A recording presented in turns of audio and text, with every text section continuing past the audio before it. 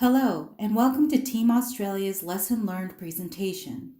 Today we will be discussing what we've learned as a result of the recent attacks during the summit events. We are hoping to lessen the tension between our governments and our citizens by sharing our knowledge and expertise of the situation to rebuild the trust lost during these incidents, as well as helping each other strengthen our cyber defenses. Let's get started. Today we will be going over several main points. We will briefly review the details of the attack, the evidence found utilizing various digital forensic tools. From there, we will discuss the importance of information sharing and how we can go about it without source attribution. Finally, we will hit on some key areas for improvements and offer recommendations based on our current vulnerabilities. We will begin by taking an in-depth look into the attack itself and how it affected our systems. After responding to anomalous network activity detected on the server, we were hit with the Reviton ransom attack the next morning. The Reviton ransom attack is a scam that impersonates the Federal Bureau of Investigation and the Justice Department to scare the victim or victims into paying fines to avoid prosecution for possessing illegal materials such as child pornography or pirated content. The current ransom demanded is $500 in Bitcoin per victim to be paid within 48 hours via email, and the party has yet to be identified. Furthermore, any information about file, permissions, or tools used by the attacker are unknown. While simply paying the attacker is an option, in doing so, the nations will appear weak and vulnerable, as well as setting a precedent for future attacks. Rather than giving into the scheme, our team opted to launch an investigation. With that, let's move on to how the evidence was found and what was revealed. In order to gather evidence, our team used various digital forensic tools during the multi-step process. Yara and Snort are detection tools that we utilized to identify where the malware was. Wireshark was used to capture packets, which helped us to see where the attack started and where it spread to. Then CryptTool 2.0 was used to decrypt an encrypted info text file that described the attacker's plans and instructions. Offcrack was the password cracking tool used after. Then Our Secret was utilized for file extraction. Next, let's go over what was discovered utilizing the tools we just described. As the investigation began, we deployed Yara and Snort rules and learned that a user opened an attachment from a source they believed to be valid. Once opened, a warning was issued regarding an automatic link update, to which the user accepted the risks. This resulted in running the code that was embedded into the attachment, as well as a hidden PowerShell code linking to another nation's web server at the summit. The hidden code then created a new folder and encrypted files on the victim's desktop. Then packet captures were gathered using Wireshark to determine how the infection spread. It was discovered that the infected PC contacted the other nation's web server and downloaded a file that contained URLs, causing the PC to run an executable file, as well as launching the instructions on how to decrypt the encrypted files. After deciphering the substitutions for the cipher in the encrypted file, the team used CryptoTool 2.0 to decode the entire message. We learned of the attacker's plans to exploit the target's web server first and then upload the ransomware to the internal web server of another nation. Then the ransomware code would encrypt files, as well as creating 2 other files giving instructions on how to pay the ransom and receive their target IDs for the passwords to decrypt the files. Rather than following their instructions, once the message was decrypted, we used the provided password hash, which was uploaded to Offcrack to determine the password via XP and Vista tables. We then used the password to extract the file to gain the instructions embedded to retrieve the encryption key to unlock the files. Now let's discuss the importance of knowledge sharing and doing it even without source attribution.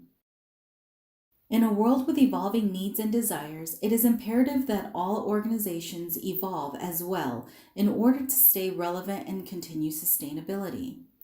This is especially true when it comes to cybersecurity.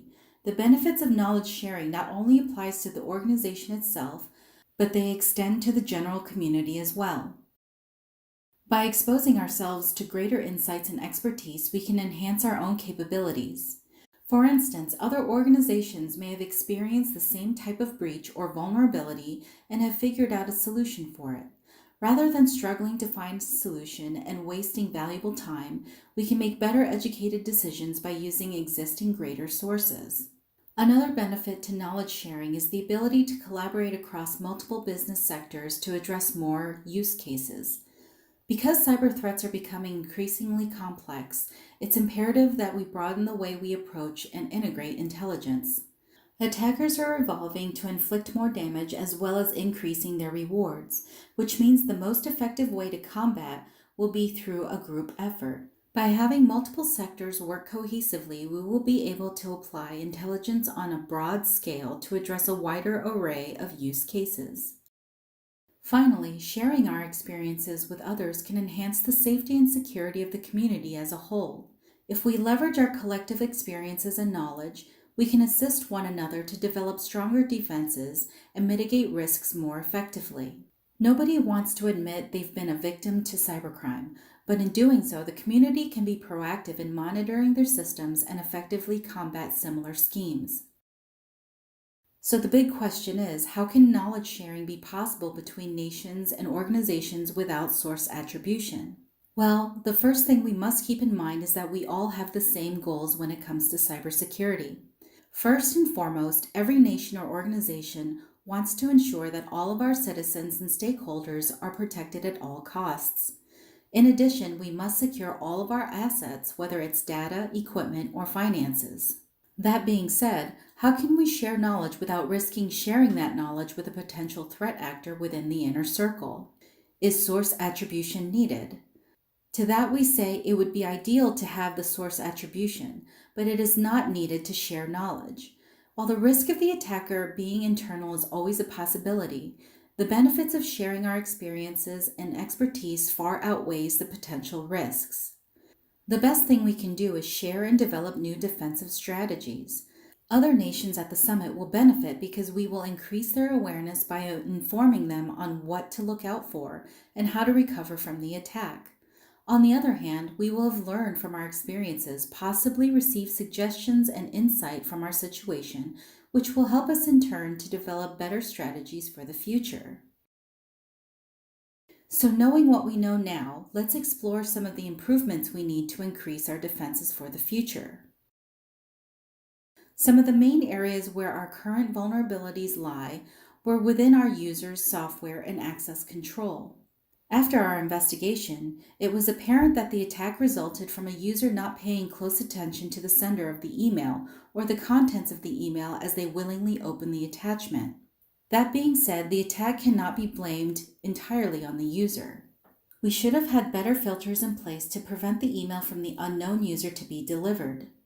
Moreover, our outdated intrusion detection and intrusion prevention systems were unable to detect the malware before it was able to execute its code. It was also discovered that the most recent patches for our operating systems were not installed, and the required two-factor authentication was not being utilized for all the equipment being used at the summit.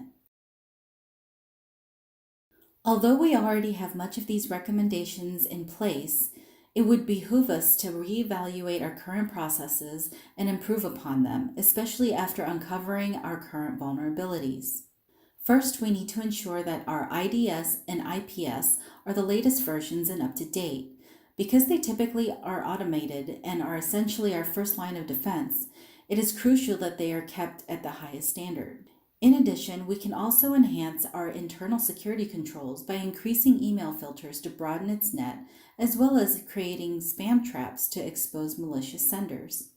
It is also recommended that we improve the way we manage our updates and patches for all of our operating systems and software. This will decrease our attack surface by eliminating any known vulnerabilities. Next is encryption. It is extremely important, especially after this attack.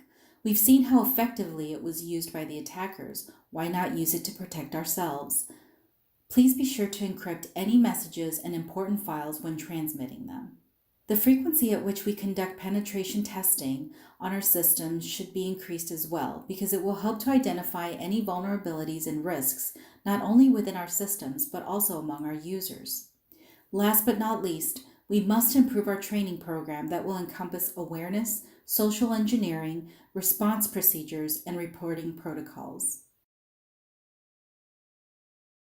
With that, we would like to thank you for joining us today, and we hope you've learned as much as we have as a result of this breach.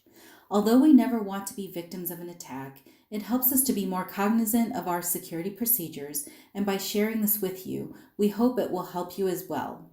Thank you.